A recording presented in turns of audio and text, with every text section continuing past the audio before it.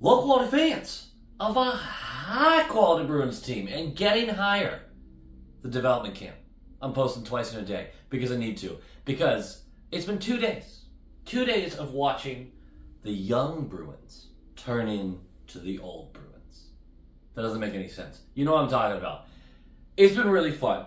And I need to do something that one might consider irresponsible, unprofessional, just plain wrong.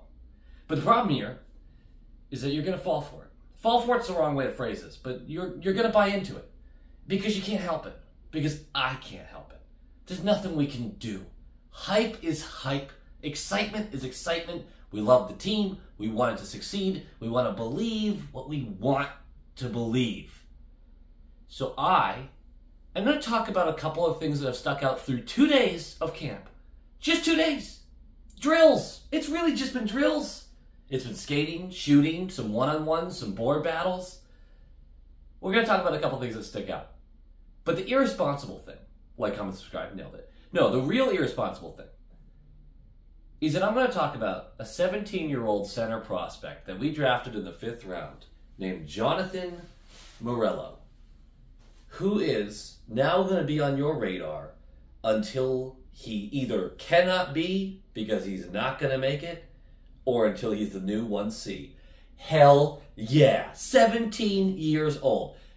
There's too much hype, but I'm going to build the hype. He shows up to camp. He's a 5th rounder. 17 years old. 18 at the end of the month. And he looks not only like the most confident guy on the ice, but he's so aggressive when it comes to doing things the right way. It's a weird word to use, adjective-wise, aggressive. But when we talked about him in the draft recap, it was really good skating, nice speed, nice edge work, good puck control, nice hands, sees the ice well. But is the motor there? Is the passion there? He disappears for too many stretches. Is he going to actually put it all together to make the leap? That's why he was a 5th round guy. 6'2", 187 pounds. We have monsters in this camp, by the way. 6'7" Letourneau, our 1st rounder. We've got 6'8" Kostadinsky, who is a whole different animal. We have so many guys that are dwarfing Morello, which is weird because he's 6'2". And same, so I feel a little weird about that. But he came in. There was no nerves. He doesn't look like he's out of place. And he certainly doesn't look like he doesn't have a motor. Not only is he focused and attentive, but he is going through the drills cleanly. He's listening to every word from the coaches. He is locked in. And as for how he's actually performing, you know, the part that we should probably really care about, oh my goodness. Day one, I show up, and I get the second half of the forward group. I got the plane landed late. I got a little late to camp. And I'm watching a little bit, and I'm seeing Patra's out there looking good, and Jelvik looks filthy, unbelievably filthy. And to keep this video not 30 minutes long, I'm just going to kind of mention little stuff with this. Jelvik's whole paragraph is he has 1 year left at BC because this guy is going to compete for a middle six role the following year. He has it. Whatever it is, Jelvik has it. But he's not the purpose of this hype train right now. It's Jonathan Morello. Morello pops his little head up at one point. One of the skating drills, he just kind of roasts through it.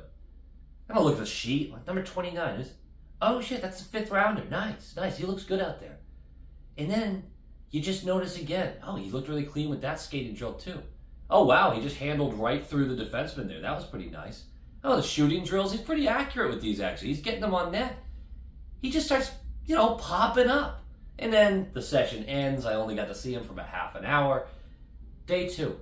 And day 2, I'm excited. I want to watch him. I want to see. It's only been 2 days. I want to see what he's bringing. We get some drills, some skating drills, some passing drills. Everything's clean, crisp. And yeah, he bobbled the puck once or twice. He made his mistakes. Everybody at camp does. And then they get to the one-on-ones. And who do they pair him up with?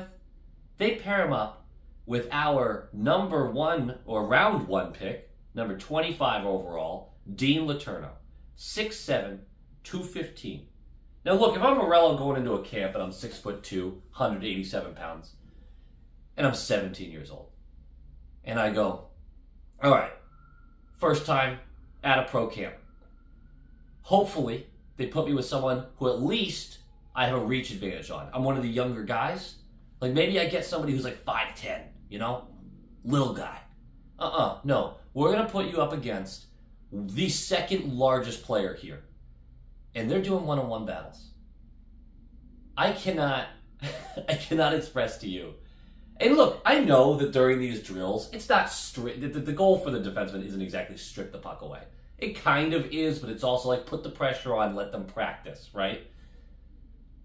He's just using his body. Letourneau with that way longer reach still can't even get his stick to the puck, and he's guarding it the whole time. And I'm not even insulting Letourneau here. Morello's just moving. He's quick. He's got so much ice to work with, obviously. These one-on-ones are tricky for the defender. But then they swap. And Morello is inside this man trying to get the puck. All right, well, you know what I mean. He is all over him. They go to board battles. Morello's getting low, sturdy.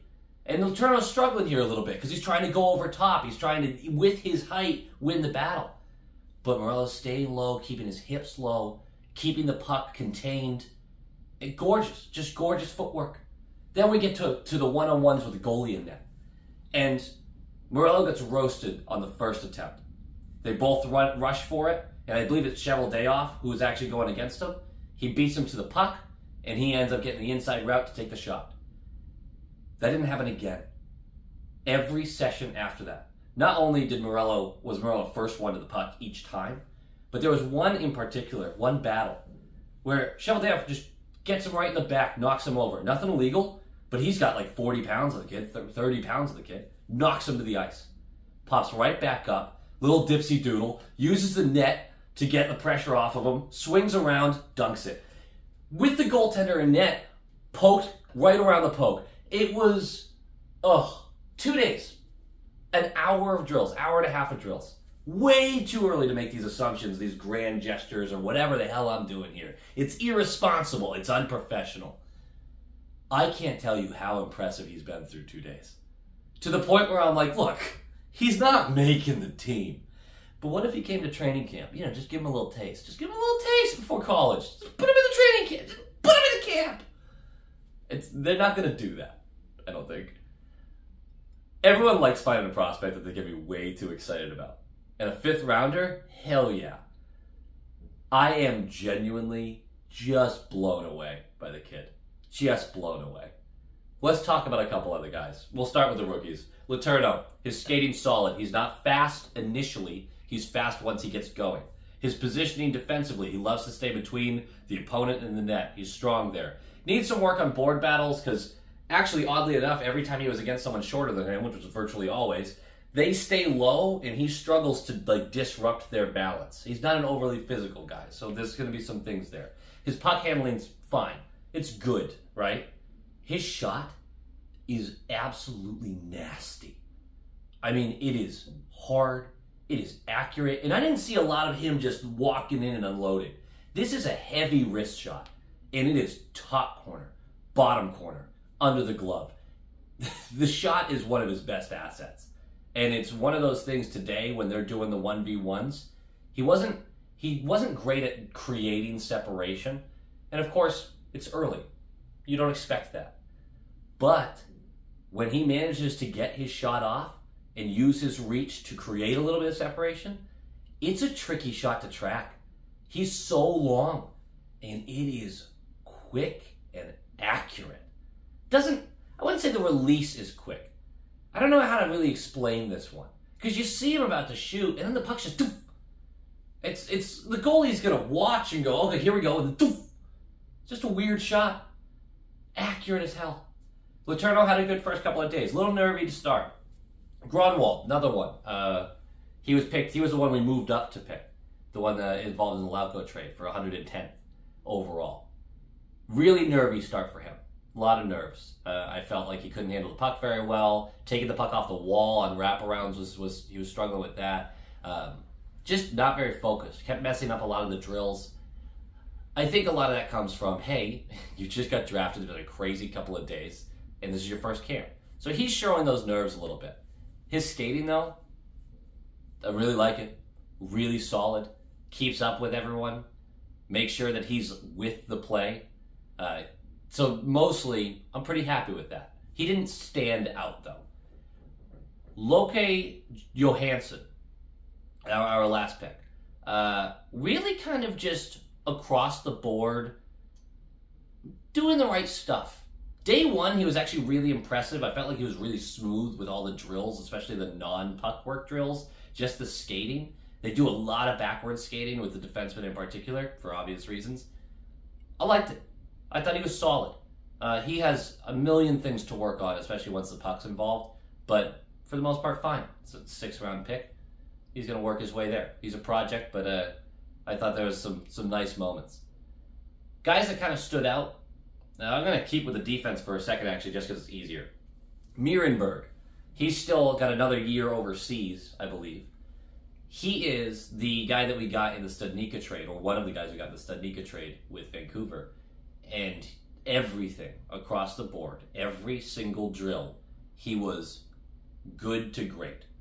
He was the better side of the defenseman. It was really, I mean, nothing was elite. There was no moment where I was like, whoa. But there was a ton of moments where, nice, all right, good work, nice. And you could hear it from the coaches too, just little golf claps, you know? That was nice to see the consistency build because he plays grown men in the league he's playing at, and they're expecting in a couple of years for him to take that leap. They're hoping, I believe they're hoping that after this next year he comes over to North American ice. There's 4 other defensemen I would mention. Mast is still struggling a lot. I think that signing the ELC super early is still confusing. Mast is not on pace to get anywhere. I've talked about him previously. Kostadinsky, the 7th-round pick a year ago, still figuring out skating. His shot is atrocious. He's got so many things to still work on, but he's a behemoth of a human being. 6'8", has no issue standing in front of a slapper trying to get the tip in front of the net. When he's screaming the goalie is in a black hole, basically. They can't see a damn thing. So he was just fun to watch. But your 2 defensemen who are actually looking to make a push sooner rather than later is Brunet, who is probably our best defenseman prospect right now. Day one, I actually expected him to look a little better, mostly skating drills too. As soon as they got to the reverse skating though, he's just a whole other level from anyone else on the ice. He is so smooth and fluid with everything he does. Then you start getting into shooting drills, blue line puck play, all of that. And he's just got a gorgeous handle on the puck. His shot is finding its mark way more often than not. There's a lot to like about him offensively, and his skating allows him to stay in front of anyone. That being said, I don't know if he really separated himself when it comes to the defensive work or the board battles. He left a little bit to be desired there. The other defenseman I would mention is one I've mentioned before on the channel, is Jackson Edward. You know, the killer, the guy who likes elbows up and aggression and had 5 suspensions last year. 5. He had 5 suspensions last year. Mostly slew-footing, I believe. Yeah, this stuff to work on. Sounds like a Bruin already. He doesn't get a chance to be a killer in dev camp. He has to play hockey. You're not going to be hitting these guys. And they're not working against the forwards yet. I should have mentioned this. There's the group that comes in with the forwards and the group for the defensemen. The defensemen are competing against each other. So there's going to be, once we get the whole group together, the defense is going to have to show they can defend against a guy who's supposed to be attacking them. But Edward stood out. He was the most consistent across all drills. He was, during the drills, replicating real game situations, where some you'd have, pass to the point, launch a shot. That's the drill. Most of them, I collect the puck, I hammer that on net. But him and Brunet were the only ones kind of making a move, acting like someone was coming at them, move around them, take the shot. And beyond all of that, his consistency was great. His physicality, his board battles, excellent. The coaches did not stop talking to Edward. They did not stop talking to Brunet. Those two in particular. And it was constant. And Edward, there's aggressive coaching going on there. Those guys see what they want to see, and every mistake they get out of him, they're at his throat about it. This is a guy that they have expectations for. They genuinely do. Brunet and Edward are both going to be in Providence this upcoming season. Training camp's big for them, because although there's not a lot of room, we just did on the other video, there's not a lot of room on the defense. It doesn't mean that they're shut out. There's a real opportunity for them to make a statement here, and I think the two of them are competing with each other, trying to be like, I'm the next defenseman to watch. That's been a really fun battle to watch. As for the forwards, Jelvik already mentioned, last year in college, this upcoming season, he's been awesome. He looks great. I'm really excited to see what he does in the scrimmage. He's physical. His motor never stops. He's excellent at stripping the puck away. And then the moves with the goaltending is just, it's sad. He's had like 4 different times he had the goaltender with his face on the ice and the puck's behind them. It's just brilliant. The guy looks awesome. His shot's wicked accurate. His speed is there. I don't know so much about the defensive game, but the board battles he was winning, and he was stripping the puck away in the open ice battles as well. I can't gush enough about Jelvik. I really, really like what I saw from him. Patra seems to be going kind of half to 3/4 speed, but that's kind of to be expected. He was paired with Harrison a lot. Harrison is that prospect that we've talked about with an NHL-ready shot, but doesn't drive a line, lags behind plays way too often, simply doesn't get involved enough. And you can see it on his stats. In Providence last year, I believe he had 5 goals. That's not enough. That's not enough. 40-something games. With an NHL shot like that, he should be scoring more at that level. I think he's a guy that you're really hoping puts it together, because a lot of the talent is there, the skating ability is there. I didn't see a lot that would really tell me that he's, ready for that next step. Hopefully he comes into this season with a fire in his belly. But outside of that, not a lot of guys stood out all too much. I'm trying to go through the forwards in my head right now to think of who I'm leaving out. Because Riley Duran looked intense. His motor, again, he's one of those 4th line guys that's like looking to make that next step. He's going to have his first pro season coming up.